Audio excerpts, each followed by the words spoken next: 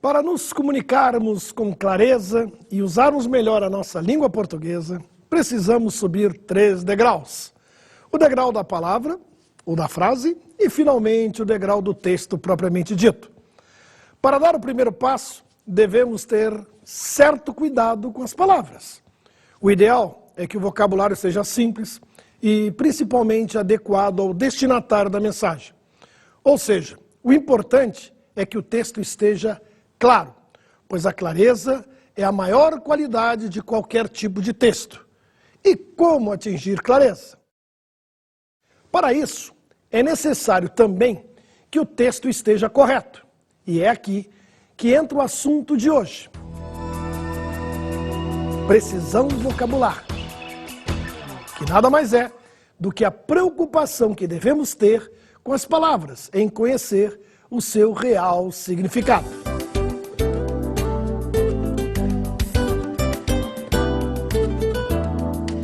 Precisão vocabular é usar as palavras de acordo com o seu verdadeiro significado.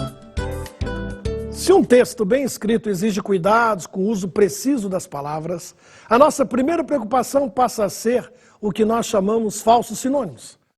Palavras que verdadeiramente não são sinônimas e que muita gente boa pensa que são. E pior, usam como se fossem sinônimas. Também merece cuidados o uso das chamadas palavras homônimas e parônimas. Vamos ver como o professor Evanildo Bechara define a homonímia em seus livros. Homonímia é a propriedade de duas ou mais formas inteiramente distintas pela significação ou função, terem a mesma estrutura fonológica e os mesmos fonemas dispostos na mesma ordem e subordinados ao mesmo tipo de acentuação. Como vimos, as palavras homônimas são aquelas que apresentam a mesma pronúncia, mas têm diferença na escrita.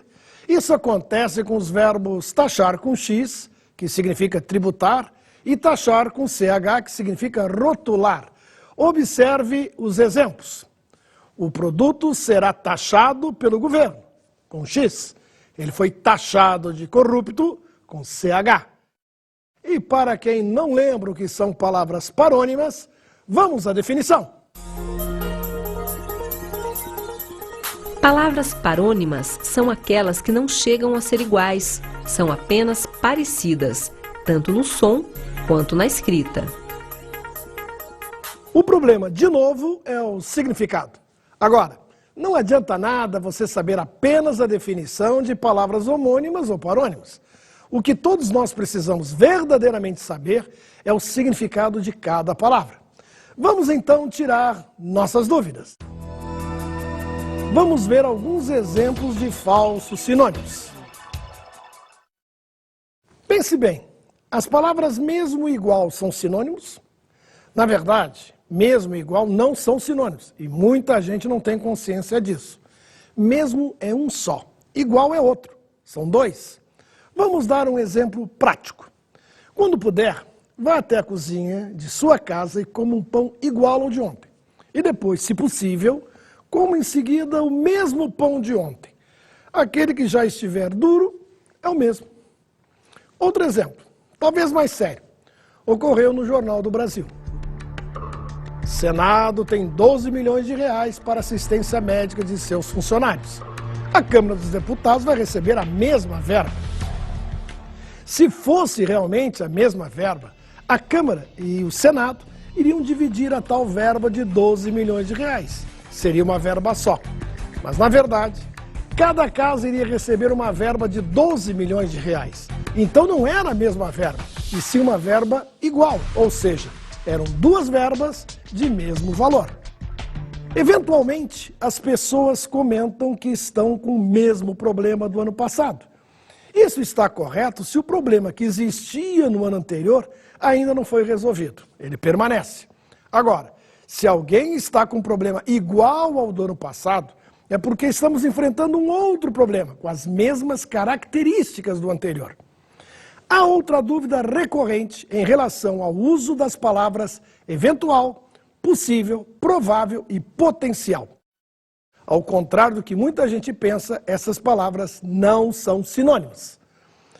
Talvez você já tenha lido ou ouvido frases como Marco Nanini é o eventual ganhador do troféu de melhor ator do festival, ou uma eventual vitória do Corinthians o deixará em ótima situação no campeonato. A palavra eventual significa esporádico, ocasional, que ocorre de vez em quando. Ora, o ator Marco Nanini não é um ganhador eventual. Na verdade, ele é o provável ganhador do troféu. No segundo exemplo, o autor se referiu à possível vitória do Corinthians. Vejamos um exemplo correto. Os eventuais problemas econômicos não vão impedir que aquele país se associe ao Mercosul. Nesse caso, está correto utilizar o termo eventuais, pois os problemas relatados são esporádicos, isto é, ocorrem de vez em quando. É interessante observarmos também a diferença entre possível e provável. Possível, que pode acontecer, e provável é o que deve acontecer. Agora vejamos mais exemplos em que aparece alguma palavra usada inadequadamente. A alegria será contagiante com a eventual conquista do título. Nessa frase, o mais adequado é usarmos a palavra possível em vez de eventual, pois não se trata de uma conquista ocasional, e sim de uma conquista que realmente pode acontecer. Vamos pôr o possível aqui em lugar do nosso eventual. Agora sim, a alegria será contagiante com a eventual conquista do título. Não, com a possível conquista do título, ok? Vamos passar para uma outra frase. O time brasileiro é o eventual campeão desta temporada. Devemos usar agora provável em vez de eventual, pois a frase indica que o time brasileiro realmente deve ser o campeão. Vamos botar aqui o provável e a frase vai ficar melhor. Veja lá, o time brasileiro é o provável campeão desta temporada. Observe agora outro tipo de inadequação. O grupo empresarial é um eventual candidato à compra da estatal. Nesse caso, a palavra eventual está mal usada. Devemos usar potencial, pois indica que o grupo empresarial pode vir a ser candidato à compra, e não um candidato eventual, esporádico, ocasional. Vamos substituir, vamos botar aqui o nosso potencial. E aí a frase fica mais clara. O grupo empresarial é um potencial candidato à compra da estatal. Muitas pessoas acreditam que as palavras inúmeros e numerosos são sinônimos, mas infelizmente isso não passa de um equívoco. Creio que a maioria das pessoas usa a palavra inúmeros sem saber o seu real significado, que é incontáveis. Ao lermos a frase Pelé já fez inúmeros gols com a camisa do Santos, fico pensando, será que Pelé fez tantos gols que é impossível contá-los? Com certeza não. Deve ser um exagero, ignorância ou preguiça do repórter. Qualquer emissora de rádio tem seu banco de dados, capaz de nos dar essa informação com total precisão. Poderíamos dizer que Pelé já fez muitos gols com a camisa do Santos. O certo é reverter ou inverter a situação? O verbo reverter merece muito a nossa atenção. É um tal de reverter a vantagem para cá, reverter o placar para lá. Temos ainda os famosos reverter o quadro político, reverter a atual situação. Já ouvi coisas do tipo reverter a aposta. Primeiro, é importante lembrar o sentido original do verbo reverter, que é voltar ao ponto anterior. Não devemos, portanto, confundi-lo com os verbos verter e inverter. Temos de respeitar o prefixo re, de repetição, volta, regresso. Os médicos usam corretamente o verbo reverter quando falam em reverter o quadro clínico, ou seja, voltar à situação primitiva. Se está doente, volta a ficar são. Portanto, reverter a situação significa verdadeiramente voltar à situação anterior. Se não houver a ideia de volta, é caso de mudar, modificar ou alterar a situação. É frequente o uso do verbo reverter fora do seu sentido original.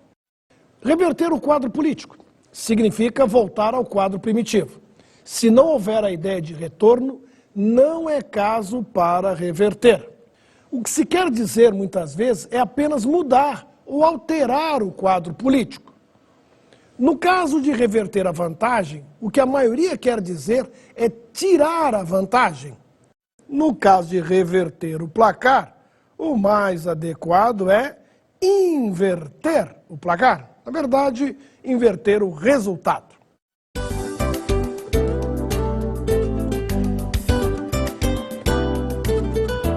Se a ideia for apenas mudar, devemos utilizar as palavras mudar, modificar ou alterar. Se a ideia for mudar para o oposto, devemos utilizar a palavra inverter.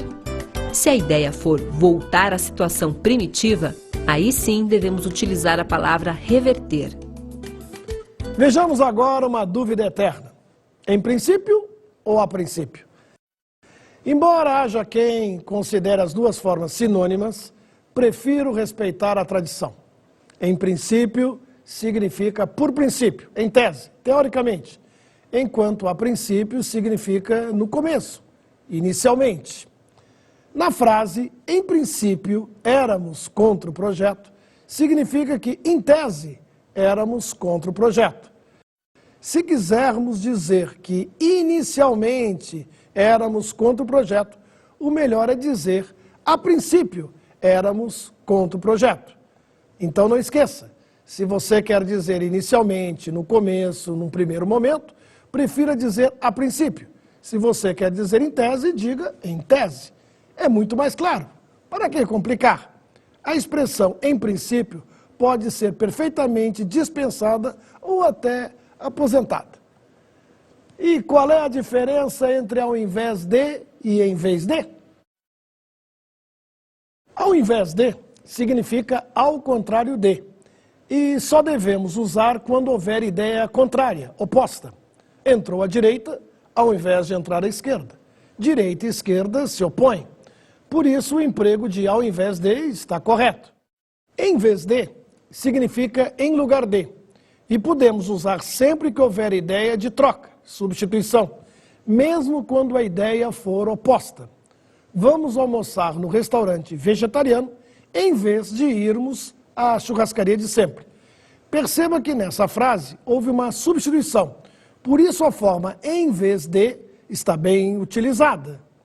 A frase, o carioca foi ao shopping ao invés de ir à praia, é inadequada. Devemos dizer o carioca foi ao shopping em vez de ir à praia. É importante observar que shopping e praia não se opõem.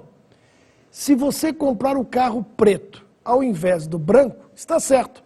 No entanto, você não deve comprar o carro preto ao invés do vermelho. Nesse caso, o melhor é comprar o carro preto em vez do vermelho, porque a cor preta não se opõe ao branco, mas não se opõe ao vermelho. É interessante observar que não há restrições ao uso de em vez de. Essa forma pode ser utilizada mesmo quando houver a ideia de oposição. Portanto, se você quer facilitar a sua vida, use sempre em vez de. Você jamais correrá riscos. Outra dúvida que surge constantemente é em relação ao uso dos termos de encontro a e ao encontro de. Os consultores de qualidade afirmam com frequência que qualidade é ir de encontro às expectativas do cliente. Essa qualidade eu não quero. O que nós temos aqui é um verdadeiro choque. Ir de encontro a significa ir contra as expectativas do cliente. Nesse caso, o certo é qualidade é ir ao encontro das expectativas do cliente, ou seja, ir a favor, estar de acordo, atender às expectativas do cliente. De encontro a é ir contra, ao encontro de é ir a favor. Vejamos agora algumas dúvidas com as palavras homônimas. Um dos equívocos mais recorrentes ocorre com as palavras concerto com S e concerto com C. Vamos ver um tira-teima a respeito deste assunto.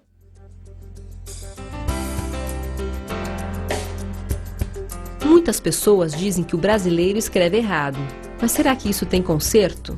Concerto tem, mas tem que ser com S, porque concerto com S é correção, reparo, e concerto com C é musical, sinfônico, significa harmonia.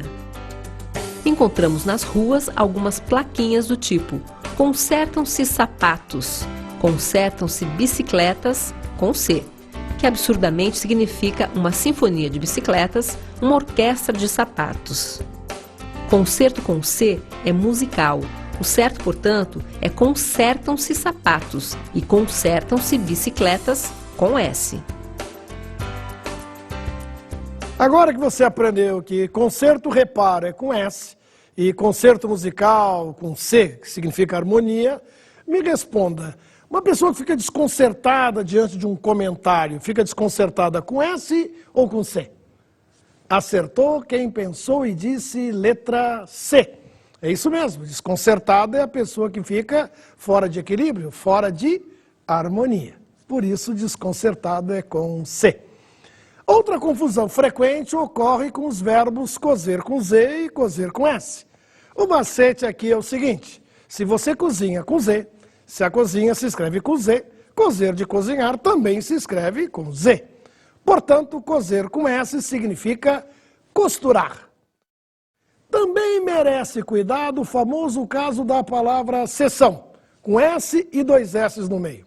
Há quem confunda com sessão, com C cedilha no meio, ou ainda com sessão, com C no início e 2 S no meio. Se houver qualquer tipo de reunião, é sessão com S e 2 S. Sessão de cinema, sessão da Câmara dos Deputados, sessão plenária, sessão do júri. É uma verdadeira reunião de S's. São 3, 1 no início e 2 no meio. Sessão.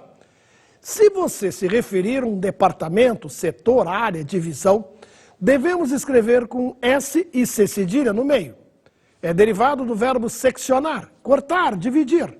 Seção de vendas, seção de importados, seção de legumes. É importante observar que a forma secção ainda é usada no sentido de corte, ato de seccionar. Fazer uma secção é fazer um corte. Por fim, a seção com C, que vem do verbo ceder. Se você tem várias blusas e resolve ceder algumas para outras pessoas, você está fazendo uma seção destas blusas. Há também outro caso que pode gerar dúvida. Anote. Cerrar com C significa fechar. E cerrar com S significa cortar. A nossa maior dor de cabeça, entretanto, deve ser o famoso caso do mal com L e mal com U. Ou seja, quando utilizar a palavra mal com L ou mal com U. Mal com L é o contrário de bem.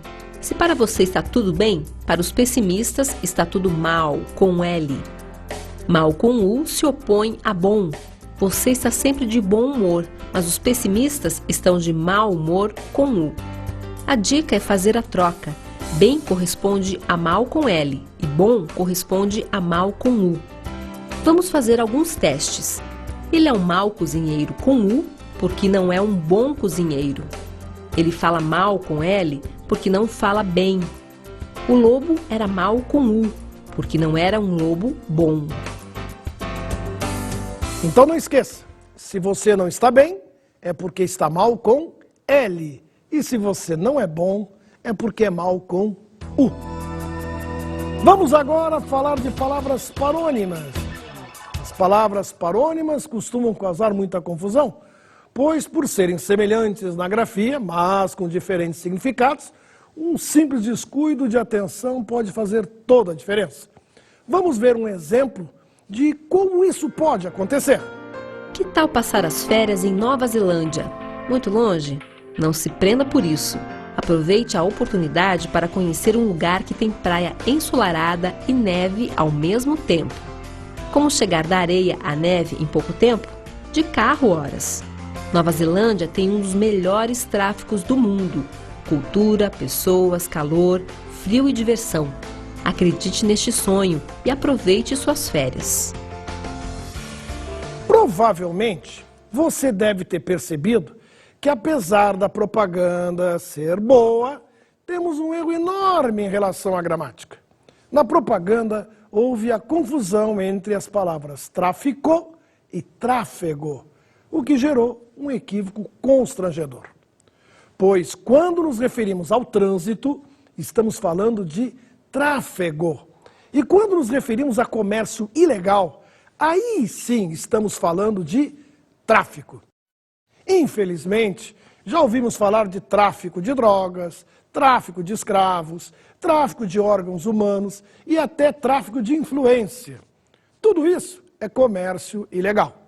Agora, quando o engarrafamento é grande e fica difícil você chegar à sua casa, seja de carro ou de ônibus, é porque o tráfego está ruim.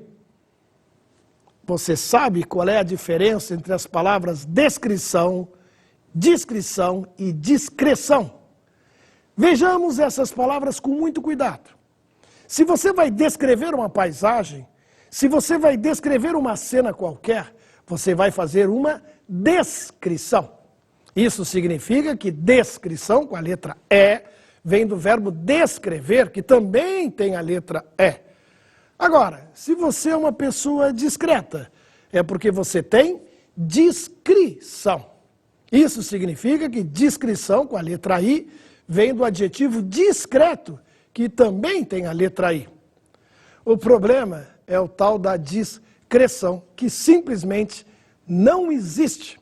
Muita gente confunde, pensa que se é discreto, deve ser discreção, mas não é. O certo é discrição, com I no início e no meio também. E quando utilizamos comprido ou cumprido, você sabe? Comprido com O é a medida, significa longo, extenso. Se você se refere à extensão de uma rua, se ela é muito longa, você pode dizer e deve dizer que a rua é muito comprida com O, porque vem de comprimento. Agora, cumprido com U vem do verbo cumprir. Se você tem cumprido as suas obrigações, você deve escrever cumprido com U. Por isso receba os nossos cumprimentos, com U também. Afinal, cumprimentar alguém é cumprir uma obrigação.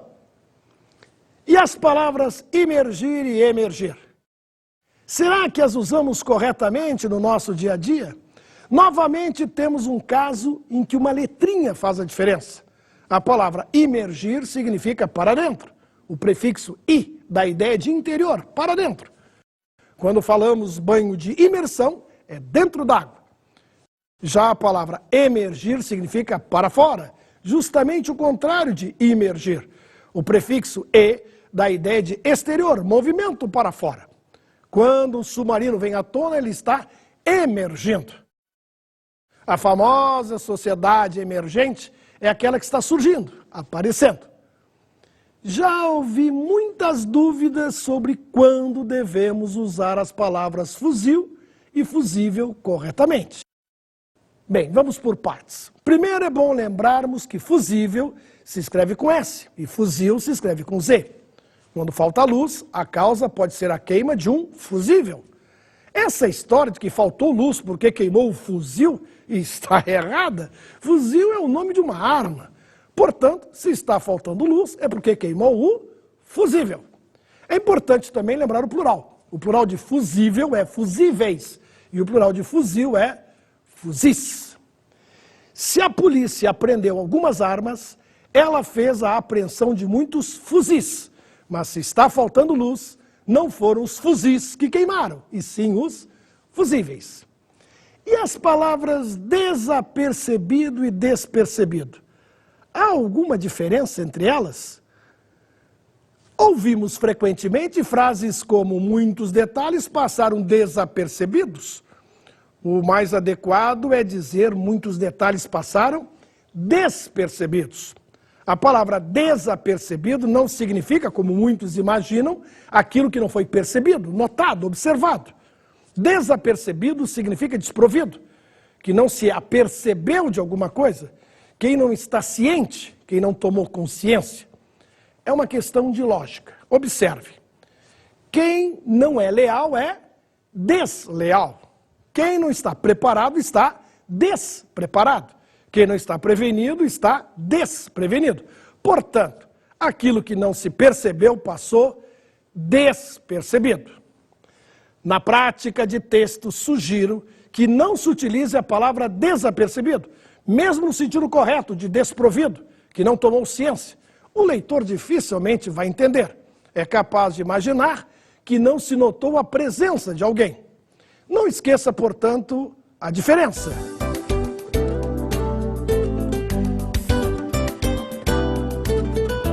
A palavra despercebido, não percebido, é derivada do verbo perceber, notar, observar. E a palavra desapercebido, não apercebido, é derivada do verbo aperceber-se, tomar ciência, prover-se. O mais importante é você não esquecer que para aquilo que não se percebeu, o correto é despercebido. O último caso da aula de hoje é sobre a famosa dúvida de quando utilizar as palavras ratificar e retificar. Com certa frequência, muitas pessoas dizem que irão ratificar os erros de um relatório. Pelo visto, errou 2 vezes, porque o verbo ratificar significa confirmar. Se alguém ratifica algo errado num relatório, ele está confirmando os erros do documento. Nesse caso, devemos utilizar a palavra retificar, que significa corrigir, consertar. É lógico que não vemos todos os casos de falsos sinônimos, nem de palavras homônimas e parônimas, mas com certeza as dúvidas mais frequentes e os casos mais importantes foram aqui analisados. Como a nossa aulinha é curta, ou seja, não é comprida com O, me despeço de vocês com minha missão cumprida com U. Um abraço e até mais!